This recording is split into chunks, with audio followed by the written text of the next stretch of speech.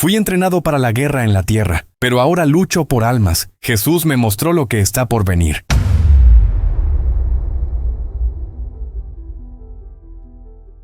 Mi nombre es Eliav Cohen. Tengo 40 años.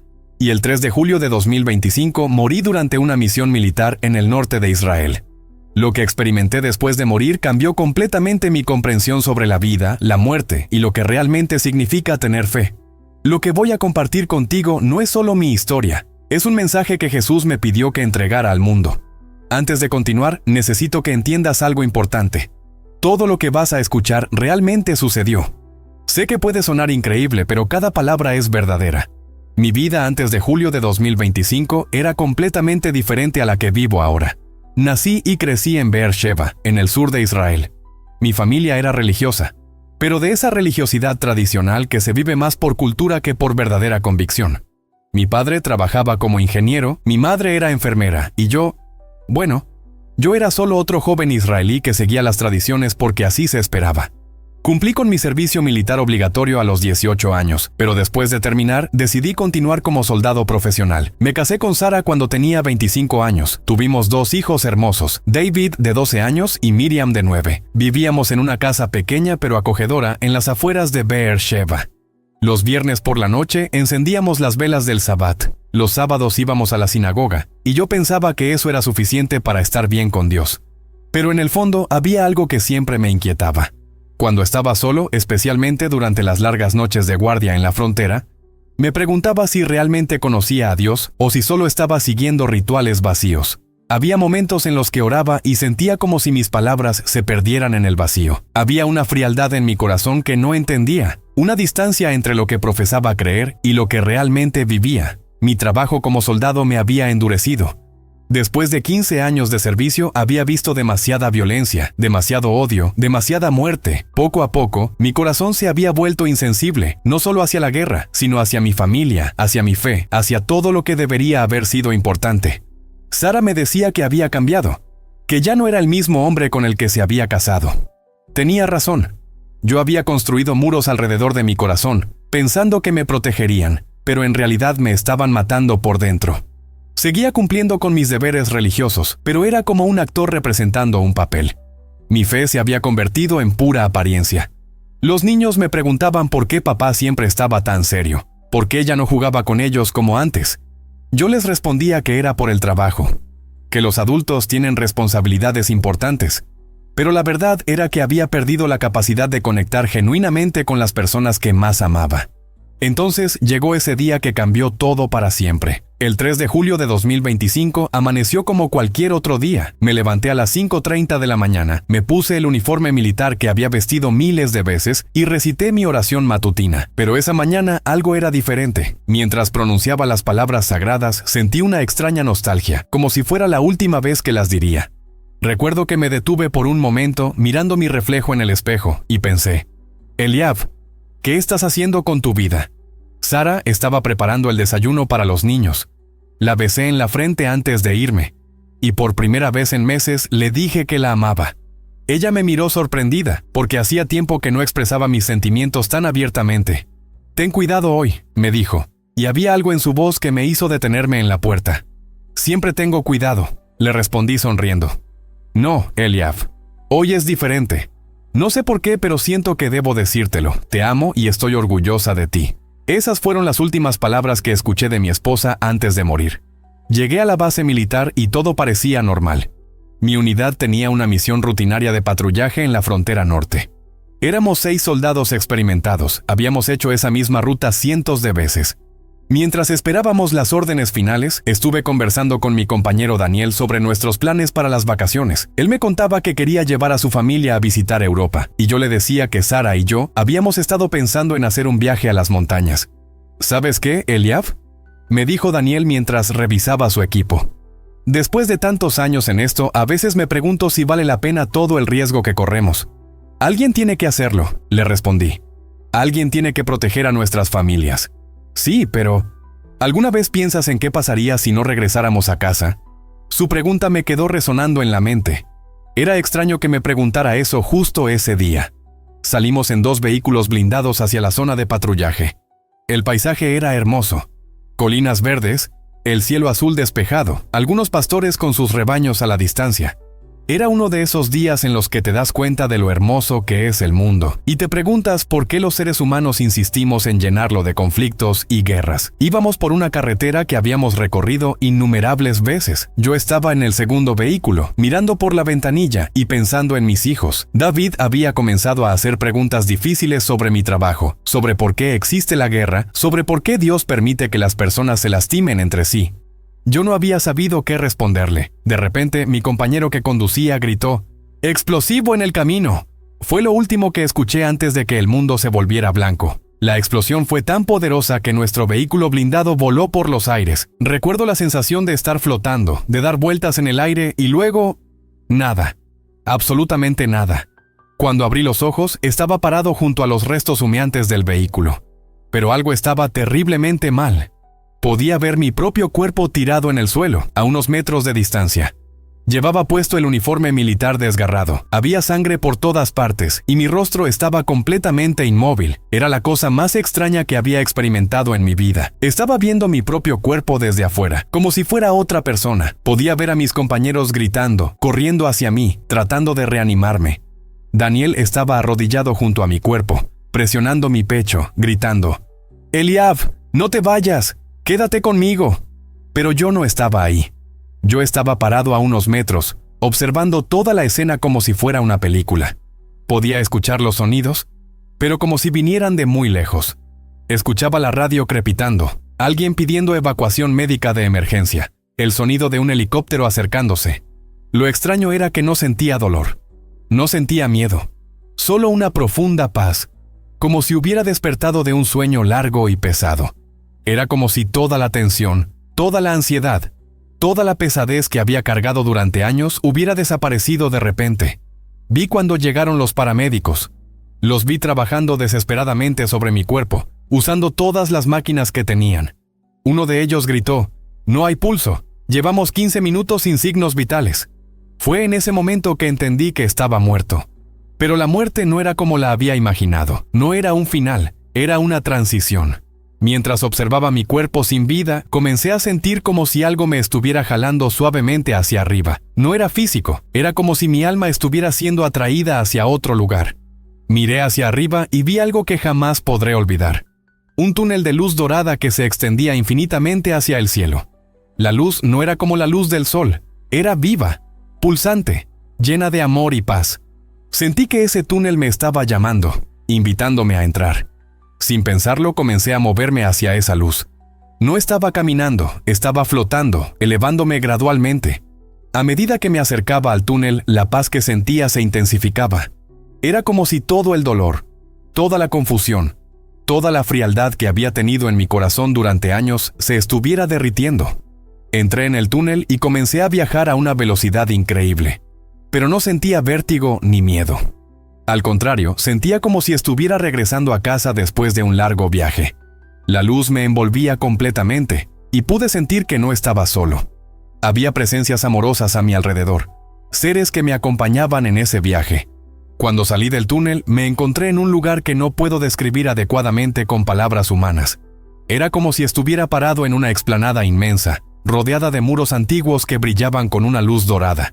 Las piedras parecían estar vivas, pulsando con energía divina. El aire mismo era diferente, más puro, más limpio, lleno de una fragancia que era como todas las flores más hermosas del mundo, mezcladas en una sola. El suelo bajo mis pies era como cristal, pero no frío. Era cálido y acogedor. A la distancia podía ver montañas majestuosas que parecían estar hechas de luz sólida. Había un río que fluía suavemente, y el sonido del agua era como una melodía perfecta. Pero lo que más me impactó fue el silencio. No era un silencio vacío, sino un silencio lleno de presencia. Era como si toda la creación estuviera conteniendo la respiración, esperando algo extraordinario. Fue entonces cuando lo vi. Si esta historia te está tocando el corazón, te invito a suscribirte al canal, dejar tu like y seguir escuchando, porque lo más fuerte aún está por venir. Jesús estaba parado frente a mí, a unos 20 metros de distancia. Pero no era como lo había imaginado en las pinturas o las películas. Era más real, más poderoso, más hermoso de lo que cualquier arte humano podría representar. Su cabello era castaño oscuro, ligeramente ondulado, y sus ojos... ¡oh! Sus ojos eran como pozos profundos de amor infinito. Cuando me miró, sentí que podía ver directamente hasta el fondo de mi alma, pero no me sentí expuesto o avergonzado. Me sentí completamente conocido y completamente amado al mismo tiempo. Llevaba una túnica blanca que parecía estar hecha de luz, pero también era real y tangible. Sus manos mostraban las cicatrices de los clavos, pero no eran cicatrices feas. Eran como medallas de honor, símbolos de un amor que había vencido a la muerte misma. Cuando habló, su voz resonó no solo en mis oídos, sino en cada fibra de mi ser. Habló en hebreo, el idioma de mi corazón, pero sus palabras llevaban un poder y una autoridad que nunca había escuchado en ningún ser humano. Eliav, me dijo, y la forma en que pronunció mi nombre hizo que me diera cuenta de que me había estado llamando toda mi vida, solo que yo no había estado escuchando. Caí de rodillas inmediatamente. No fue una decisión consciente. Fue una respuesta natural ante su presencia. Señor, fue lo único que pude susurrar. Levántate, hijo mío, me dijo con una ternura que hizo que las lágrimas brotaran de mis ojos. Hay algo que necesito mostrarte. Me levanté y él se acercó a mí.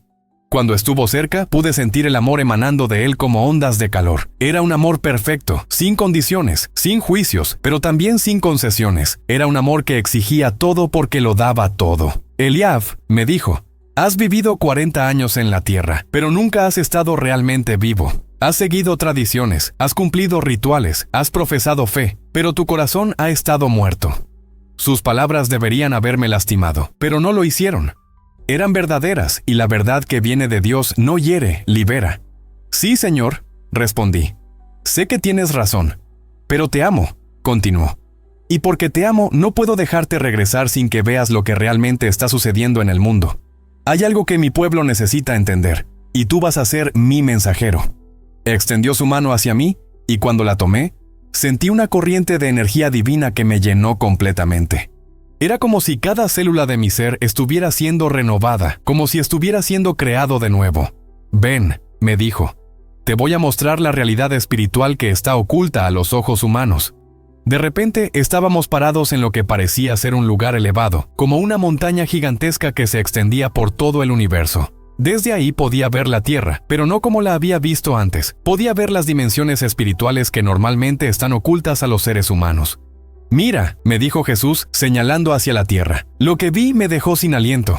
Sobre cada ciudad, cada pueblo, cada lugar donde había seres humanos, había como una gigantesca criba invisible. Era como un filtro espiritual que se movía constantemente, separando a las personas en dos grupos distintos. ¿Qué es eso, Señor?, pregunté. Es la criba que mi Padre ha puesto en estos tiempos, respondió. Cada día, cada momento, cada decisión que toman los seres humanos, los pasa por esta criba. Está separando a los que realmente me conocen de los que solo creen conocerme. Vi cómo las personas pasaban por esta criba invisible. Algunas pasaban hacia un lado, donde había una luz dorada y cálida. Otras pasaban hacia el otro lado, donde había una oscuridad fría y desesperante. Pero lo que me impactó más fue que muchas de las personas que pensaba que pasarían hacia la luz, en realidad pasaban hacia la oscuridad. Señor, le dije, no entiendo. Veo personas que conozco, personas que van a la iglesia, que leen la Biblia, que oran, pero están pasando hacia la oscuridad. Eliav, me respondió con una tristeza profunda en su voz. La criba no se para por apariencias. La criba se para por el corazón. No importa lo que las personas digan que creen, lo que importa es si realmente me han entregado su vida. Me mostró algo que me partió el alma. Vi iglesias llenas de gente, pero la mayoría de las personas estaban espiritualmente dormidas. Estaban físicamente presentes, cantando las canciones, repitiendo las oraciones, pero sus corazones estaban vacíos, muertos. ¿Ves eso?, me preguntó, señalando hacia una iglesia grande llena de gente. Sí, Señor. ¿Cuántas personas ves que están realmente despiertas? Miré más atentamente. En una congregación de quizás 1000 personas, solo pude ver a unas pocas docenas que tenían una luz real en sus ojos, que estaban genuinamente conectadas con Dios. Muy pocas, Señor, respondí. Así es en la mayoría de las iglesias del mundo, me dijo. Están llenas de personas que creen que son salvas porque repiten una oración, porque van a los servicios, porque ponen dinero en la ofrenda, pero nunca han muerto a sí mismas, nunca han permitido que yo sea verdaderamente el Señor de sus vidas. Vi otro escenario que me perturbó profundamente. Había personas que habían sido líderes religiosos, pastores, maestros, pero cuando pasaban por la criba iban hacia la oscuridad. ¿Cómo es posible, Señor?, pregunté. Porque predicaron de mí, pero nunca me conocieron realmente, respondió. Usaron mi nombre para construir sus propios reinos, para obtener fama, dinero, poder. Pensaron que podían engañar a Dios con sus palabras bonitas y sus grandes ministerios. Me mostró algo aún más impactante. Vi cómo nombres estaban siendo borrados de un libro gigantesco. ¿Qué es ese libro, Señor? Es el libro de la vida, respondió. Y los nombres que se están borrando son de personas que un día estuvieron escritas ahí, pero que eligieron alejarse de mí. Eligieron el mundo, eligieron el pecado, eligieron sus propios deseos por encima de mi voluntad. Pero Señor, le dije, pensé que una vez que alguien era salvo, siempre era salvo. Eliab, me respondió con una seriedad que me hizo temblar. La salvación no es solo una decisión que se toma una vez. Es una relación que se vive cada día. Es una entrega que se renueva cada momento. Aquellos que verdaderamente me pertenecen permanecen en mí, y yo permanezco en ellos. Pero aquellos que solo jugaron con la religión, que nunca se entregaron realmente, eventualmente revelan su verdadera naturaleza. Me mostró entonces algo que me llenó de esperanza. Vi personas que habían sido consideradas perdidas por la sociedad, pero que estaban pasando hacia la luz. Eran drogadictos que habían encontrado a Jesús y habían sido transformados completamente. Eran prostitutas que habían dejado todo para seguirlo. Eran criminales que habían tenido encuentros genuinos con Dios. ¿Ves la diferencia?, me preguntó. Sí, Señor. Estas personas realmente cambiaron. Exactamente. El verdadero arrepentimiento produce verdadera transformación. No es solo sentirse mal por el pecado. Es odiar el pecado tanto que estás dispuesto a cambiar completamente tu vida. Luego me mostró algo que me hizo entender por qué estaba viendo todo esto. Vi el mundo en los próximos meses y años. Vi cómo la criba se intensificaría. Vi eventos que sacudirían a la humanidad y que obligarían a cada persona a decidir de qué lado estaba realmente. Los tiempos que vienen serán difíciles, me dijo. Habrá pruebas que separarán a los verdaderos creyentes de los que solo aparentan serlo. Habrá presiones que revelarán quién realmente confía en mí y quién solo confía en sí mismo. ¿Qué tipo de pruebas, Señor? Pruebas económicas, pruebas sociales, pruebas políticas, pruebas espirituales. Habrá momentos en que seguirme realmente costará todo. Y en esos momentos se verá quién realmente me ama y quién solo me usaba para sentirse bien consigo mismo. Me mostró entonces 7 señales que distinguían a los que realmente vivían por fe de los que solo aparentaban religiosidad. Primera señal, me dijo. Los que realmente me conocen buscan mi presencia por encima de todo. No oran solo cuando necesitan algo, oran porque me aman. No leen mi palabra solo para cumplir un deber, la leen porque tienen hambre de conocerme más. Vi personas que se levantaban temprano, no por obligación, sino por amor, que buscaban momentos de soledad con Dios porque lo necesitaban como el aire que respiraban. Segunda señal, los que realmente me conocen obedecen mi palabra sin importar el costo. No buscan excusas para justificar su desobediencia. Cuando mi palabra dice algo, lo hacen, aunque no lo entiendan completamente. Vi personas que renunciaban a trabajos lucrativos porque requerían comprometer su integridad, que terminaban relaciones que los alejaban de Dios, que tomaban decisiones difíciles porque sabían que era lo correcto. Tercera señal, los que realmente me conocen aman genuinamente a otros, especialmente a los que son difíciles de amar.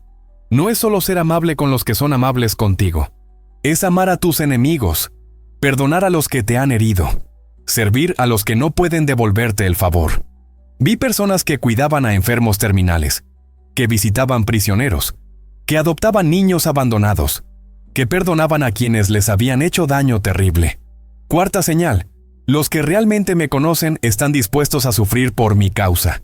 No huyen cuando viene la persecución, no niegan mi nombre cuando es costoso seguirme. Entienden que el sufrimiento por mi causa es un privilegio, no una maldición. Vi mártires modernos, personas que habían dado sus vidas por el Evangelio. Pero también vi personas que sufrían persecución diaria en sus trabajos, en sus familias, en sus comunidades, pero que permanecían fieles. Quinta señal. Los que realmente me conocen tienen fruto en sus vidas. No solo hablan de cambio, han cambiado. No solo predican amor, aman. No solo hablan de santidad, viven vidas santas.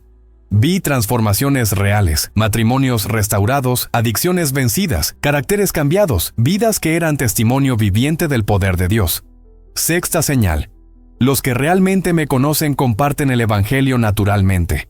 No necesitan que les recuerden que deben evangelizar. Lo hacen porque no pueden callarse acerca de lo que he hecho en sus vidas. Vi personas que compartían su fe en el trabajo, en la escuela, en su vecindario. No de manera religiosa o forzada, sino de manera natural, como quien comparte una buena noticia. Séptima señal. Los que realmente me conocen perseveran hasta el final. No se rinden cuando vienen las dificultades. No abandonan cuando no ven resultados inmediatos. Entienden que la vida cristiana es una carrera de resistencia, no una carrera de velocidad. Vi personas que habían seguido a Jesús fielmente durante décadas, a través de pruebas terribles, pero que nunca se habían rendido. Estas son las señales de una fe viva, me dijo. Y la criba está separando a los que tienen estas señales de los que no las tienen. ¿Qué va a pasar con los que no pasan la criba, Señor?, pregunté. Su rostro se llenó de una tristeza profunda. Eliab, no es que yo los esté rechazando. Es que ellos me están rechazando a mí. Están eligiendo vivir para sí mismos en lugar de vivir para mí. Están eligiendo la comodidad temporal en lugar de la vida eterna. Pero Señor, muchos de ellos creen que te conocen. Sí, y eso es lo más trágico de todo. En el último día muchos me dirán, Señor, Señor, ¿no profetizamos en tu nombre, y en tu nombre echamos fuera demonios, y en tu nombre hicimos muchos milagros? Y entonces les declararé, nunca os conocí, apartaos de mí, hacedores de maldad. ¿Cómo puede ser que hagan milagros en tu nombre pero no te conozcan? Porque es posible usar mi nombre, usar mi poder, incluso hacer cosas sobrenaturales, pero hacerlo con un corazón que no me pertenece. Es posible predicar de mí pero no vivir para mí. Es posible hablar de mí pero no obedecerme. Me mostró entonces algo que me partió el corazón. Vi familias enteras siendo separadas por la criba. Vi esposos que pasaban hacia la luz mientras sus esposas pasaban hacia la oscuridad. Vi padres que se salvaban mientras sus hijos se perdían. ¿Por qué, Señor? ¿Por qué no puede toda la familia salvarse? Porque la salvación es una decisión personal, Eliab. No puedes ser salvo por la fe de tus padres, ni por la fe de tu esposa, ni por la fe de tu pastor. Cada persona debe elegir individualmente si me va a seguir o no. ¿Qué puedo hacer para ayudar a las personas que amo? Puedes orar por ellas. Puedes vivir de tal manera que vean mi luz en ti. Puedes compartir conmigo lo que he hecho en tu vida. Pero no puedes obligarlas a elegir correctamente. Esa es una decisión que solo ellas pueden tomar. Luego me mostró algo que me llenó de una urgencia tremenda. Vi cómo el tiempo se estaba acabando. Vi cómo los días de gracia estaban llegando a su fin. Vi cómo cada día que pasaba era más difícil para las personas arrepentirse genuinamente. ¿Cuánto tiempo queda, Señor? El tiempo que queda es el tiempo que cada persona tiene hasta su último aliento, me respondió. Algunos tendrán décadas, otros tendrán días. Pero todos tienen hoy. Todos tienen este momento para decidir. ¿Qué quieres que haga cuando regrese? Quiero que cuentes lo que has visto. Quiero que les digas a las personas que la criba ya comenzó. Quiero que les digas que no es suficiente aparentar ser cristiano, que tienen que ser realmente cristiano. Quiero que les digas que la religión sin relación es muerte. ¿Cómo voy a regresar, Señor? Porque aún no es tu tiempo. Tienes una misión que cumplir. Tienes un mensaje que entregar. Tienes vidas que tocar. Me tocó la frente con su mano y sentí como si fuera atravesado por un rayo de fuego líquido. Cuando regreses, ya no serás el mismo. Ya no podrás vivir una vida mediocre. Ya no podrás conformarte con una fe aparente. Vivirás cada día como si fuera el último, porque entenderás que podría serlo. ¿La gente me creerá, Señor? Algunos sí, otros no. Pero no es tu responsabilidad que te crean. Tu responsabilidad es entregar el mensaje. Mi espíritu se encargará de tocar los corazones que estén listos para escuchar.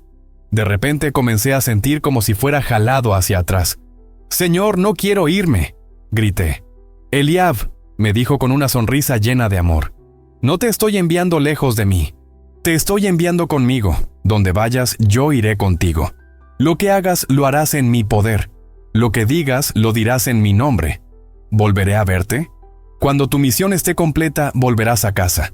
Pero hasta entonces me tendrás más cerca de lo que nunca me has tenido». La última cosa que vi fue su sonrisa, llena de amor, de esperanza, de confianza en que yo cumpliría con lo que me había encomendado. Luego, todo se volvió negro.